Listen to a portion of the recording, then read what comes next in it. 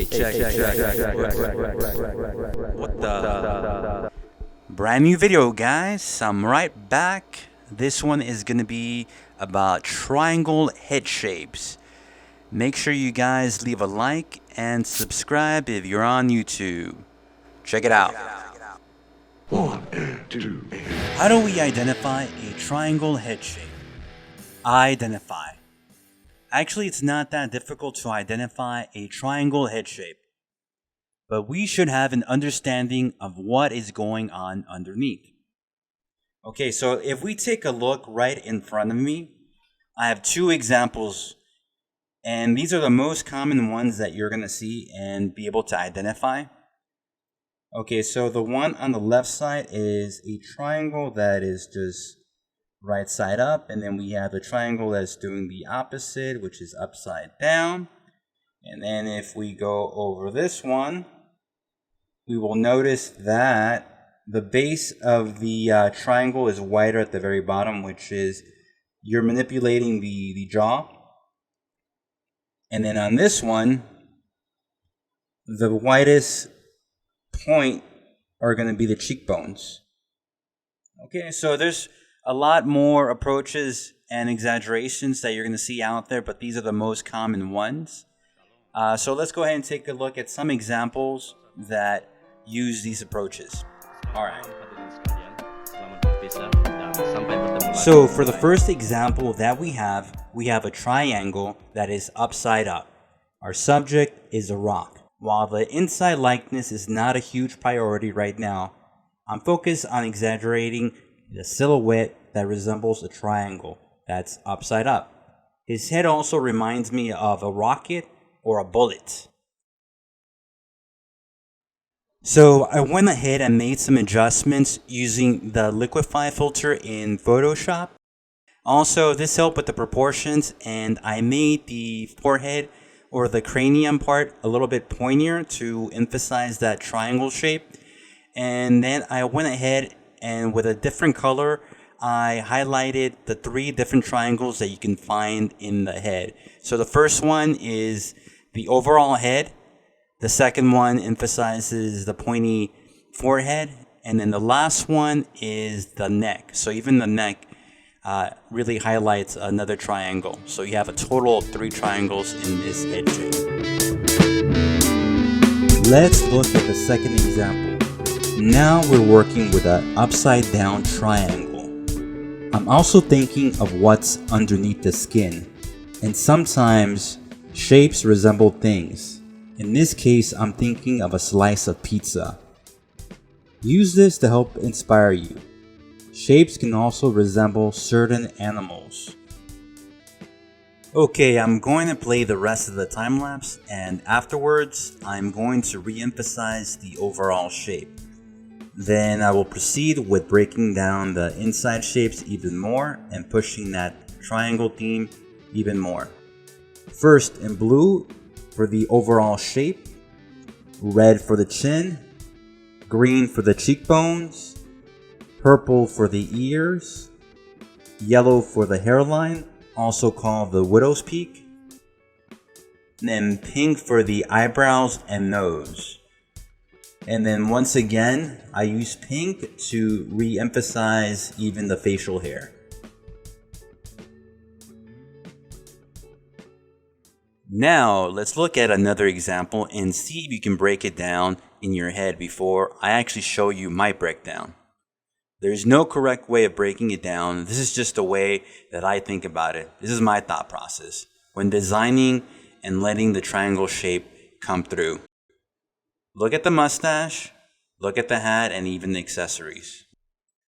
Here's a couple of breakdowns. On the first breakdown, I focused on the bigger shapes. Notice how I also have them overlap. On the second pass, I focused on the smaller shapes, and I broke down the mustache into 2 shapes instead of 1. I also touched on the bandana, and don't forget the negative shapes. So, how similar was your observation to mine? Leave your thoughts below in the comments section. Remember, the goal is just to train your brain to incorporate these shapes into your design. So there's no actual correct way of doing this. Now that we have gone over the most obvious situations in identifying a triangle head shape, let's explore more options, and you don't always have to wait for this type of head that you see here on display to impose a triangle design. How do you define the square head shape? With triangle accents. Define. On my previous video, square rectangle shapes, we use the compare technique to establish the overall shape. Now let's take this center head. This is a square head shape, and see if we can define it more by adding triangle accents. Now let's go over this. I have an approach that's much softer on the left side. On the right side, I have a thumbnail in which I'm doing my best to try to highlight the outside and the inside accents that include the features and even the widow's peak.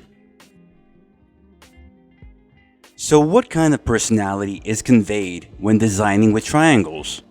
Symbolism. First of all, what does a triangle resemble? You may think of a dagger, and just like a square, a triangle will evoke certain personality traits, such as evil, edgy, dangerous, and most villains are designed using triangles. Also, think about what kind of animals have triangles in their natural design. Now, what happens when we change the angle of the face? Angle. You can't write triangle without angle. We are going to use the compare technique to look at the same face in different angles. Most faces, simply by comparing it to its front view and 3/4 view, are going to vary in shapes. Example 1. On the left side, we have a front view, and the overall head shape is a square head shape. And by defining it a little more, we can bring out the triangle accents to emphasize the cheekbones and the jaw. Now, if we look at the right side, the 3/4 view, simply by turning the head just a little bit, we can start seeing the angles.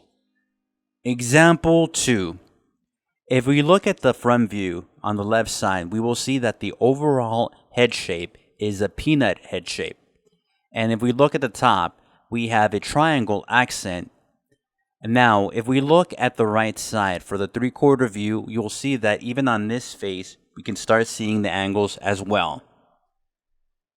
So let's look at this in practice. If we look at the Mr. Bean faces in different angles, we will see that each angle favors certain shapes and approaches.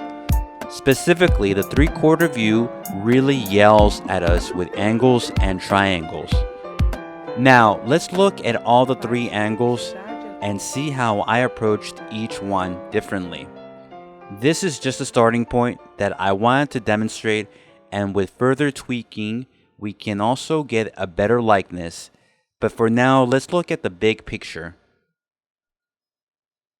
The big picture is that by changing the angle of a face, you will get more angles and different shapes that will be different from your front view. Now, what about the angles in expressions? Let's start with 2 front views that are fairly similar. As soon as we change the expression, we go from squash to stretch. Thanks to the lighting, we can see the shape of a face starting to display more triangle shapes. Now, if we change the angle and expression, we get something even more dynamic with pop, and we can really see the triangles highlighted. Another quick time lapse with my shoulder in the way, so let's go ahead and move on to the angles in proportions. You can find triangles in head shapes, in negative space, in the features, and sometimes you can even find them in the proportions of the features on the inside. So let's take a look at this.